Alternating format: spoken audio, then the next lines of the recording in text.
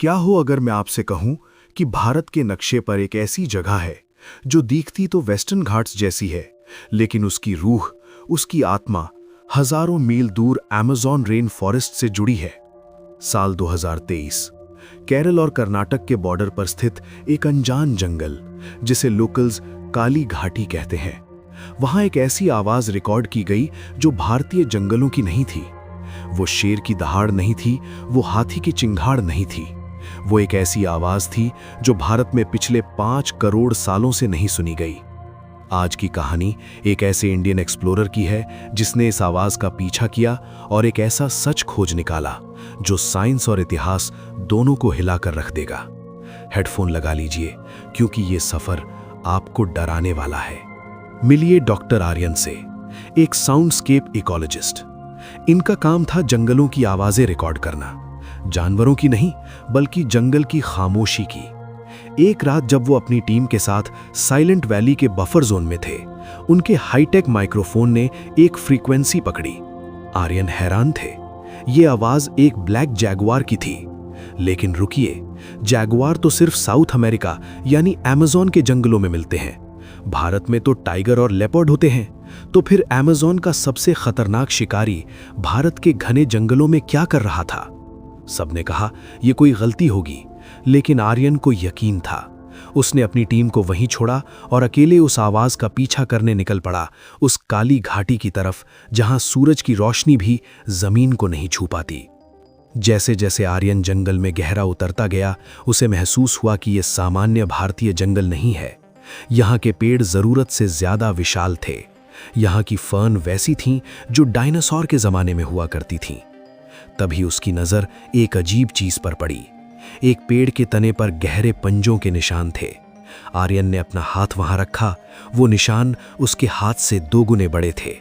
ये कोई साधारण जानवर नहीं था। अचानक जंगल शांत हो गया, बिल्कुल खामोश। न झींगुर की आवाज, न हवा की सरसराहट। इसे कहते हैं द प्रेडिटर्स साइलेंस, यानी मौत आसपास ही है। आर्यन ने अपना कैमरा ऑन किया।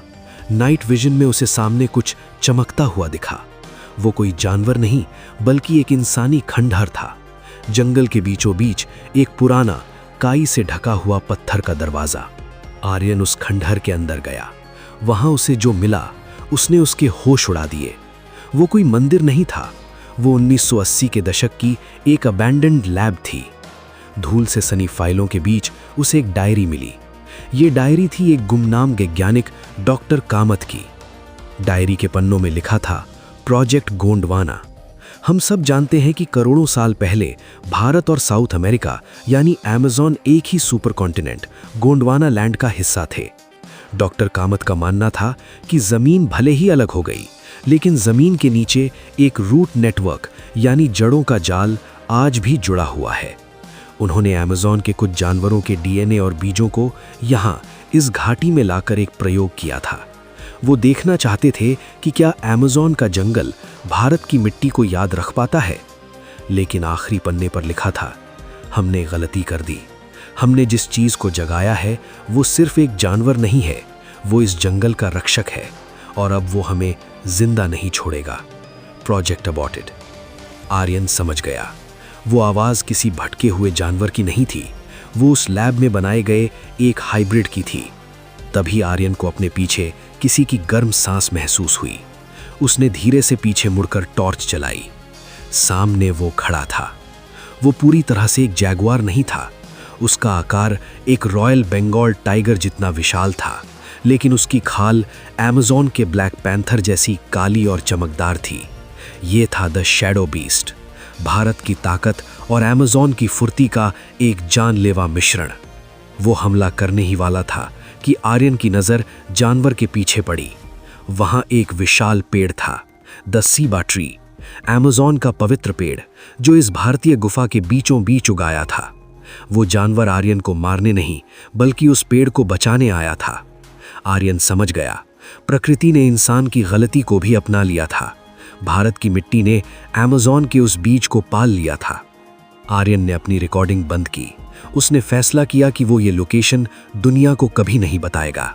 अगर इंसान वहां पहुंच गए तो वो इस अनोखी दुनिया को नष्ट कर देंगे। वो जानवर वहां आज भी है। भारत के सबसे गहरे जंगलों में एक छोटा सा अमेज़न सांस ले रहा है।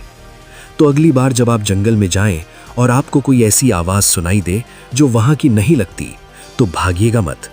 हो सकता है आप इतिहास की किसी भूली हुई कड़ी को सुन रहे हो, क्योंकि जंगल कभी कुछ नहीं भूलता।